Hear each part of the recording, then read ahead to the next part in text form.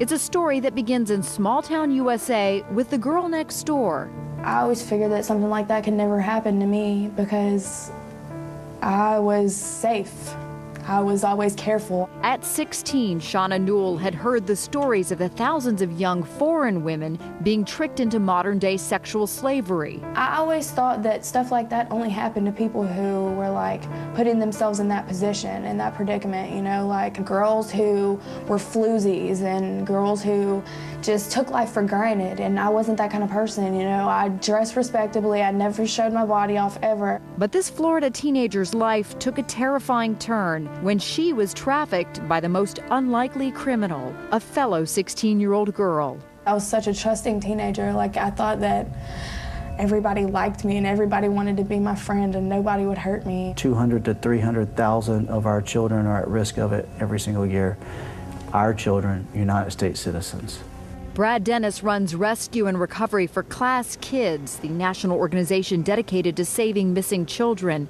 He says Shauna's case illustrates the alarming growth of the disappearance of American kids, an estimated 300,000 who are forced into prostitution in the U.S. each year. It's happening in every major town, every little suburban area, every rural area. It's happening all over the United States. It happened when Shauna began an innocent friendship with a new girl junior year in high school. Is a girl I went to school with. I met her through GED classes, and she was a really good friend. Shauna says that girl, a 16-year-old we'll call Kathy, worked hard to gain Shauna's trust, and within months, a deep friendship was born. We would always talk in class, and I would always tell her, yeah, me and my mom were arguing again. Of course, I was like, oh, well, my parents aren't controlling. You can come over to my house and we can do whatever we want to do. You know, you want to go out and drink? We can go out and drink. My grandpa even let us borrow the car. She spent weeks lobbying her mother for permission to spend the night at Kathy's house. Lisa, a registered nurse, returned from work to an immaculate house. I said, Shauna, what do you want? I want to talk to you. And I said, okay. And she said, before you say no, listen to me. And I said, okay. She said, she wants me to come spend the weekend with her to go help clean condos with her dad. And I said, Shauna, I'm not going to discuss that now. And she said, well, can she at least come home and her dad meet you? And at least you can meet him? I said, well, we can at least do that, but I'm still telling you, I'm not going to let you go still yet, Shauna. Later that night, Kathy and her dad came over to the house to meet Shauna's mother and grandmother. He was slick. He was like, yeah, the girls are going to go clean condos, and they'll make like $80 a piece, and I'll make sure she calls you, and, you can come out there anytime. And Shauna's just begging me, so I finally give in. Kathy's dad took the two girls to a friend's house not far from where Shauna lived. Her dad took us to this house and said he'd be right back, and he left us there, and probably about 20 or 30 minutes after we were there, I asked for some water because I was thirsty, and I drank the water and I blacked out. When Shauna woke up, she felt groggy and couldn't move. My legs were being held down. The guy that was raping me was holding my hands back, and I was completely naked, and it was really cold in the room, so I knew I was completely naked.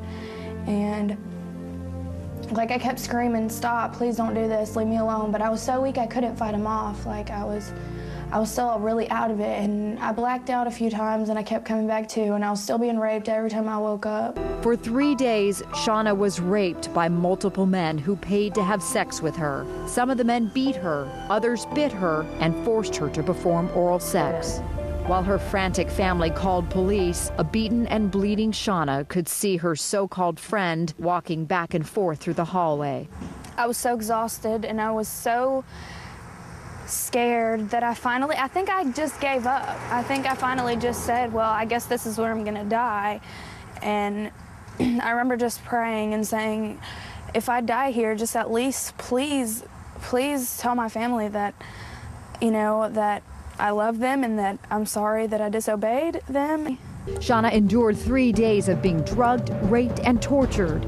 And according to rescuers, Shauna had been sold on the internet for $300,000. According to hospital records, a lethal combination of cocaine, meth, ecstasy, and GHB, the rape drug, were pumped out of the 16-year-old's system. I was thinking the whole time that she's right. If I would have just listened to her, I wouldn't be here right now. I would be at home. I would be at home with my brothers, and I missed them so much. I missed all my brothers so much. Today, under the watchful guard of her family, Shauna warns other girls about how easy it is to be kidnapped and trafficked. Her mission? To save other girls from a similar fate. The goal of the Rescue and Restore program is to assist victims on their road to recovery. We have a national network of social service providers who stand ready to provide victims with services in their time of need. We're victim-centered, and we're doing everything we can to make sure that victims are being rescued and restored. Trafficking victims, whether they are foreign-born or U.S. citizens, are eligible for benefits and services such as shelter, food, medical care, counseling, language assistance, job training, and education. We help these survivors with the paperwork that they need to get the benefits and services that they're entitled to. We help them get past the language barriers they're facing. We help them do job training and ultimately secure the jobs they're looking for. We're going to try to get them help with documentation, ultimately help them apply for a T visa, which will give them permission to stay in the country for a certain period of time. The HHS Rescue and Restore campaign provides a wide range of resources, lighting the way for organizations helping to lead victims out of the darkness of modern-day slavery. Both Esmeralda and Given's road to freedom began with the help of people they barely knew. With Esmeralda, a neighbor came to her rescue. It's been a long and sometimes painful recovery process, but with the help of caseworkers and foster families, both have persevered. Today, they are adapting well to living free in America, doing well in school, enjoying the mall, singing for the joy of it. You can play a crucial role in helping the thousands of human trafficking victims. Become a partner by joining the Rescue and Restore effort. Go to this website to learn more about human trafficking and how you can work with the Rescue and Restore campaign. You can also download or order free materials in a variety of languages. And you'll find special resources for law enforcement officers, healthcare workers, and social service providers. Please look beneath the surface for victims.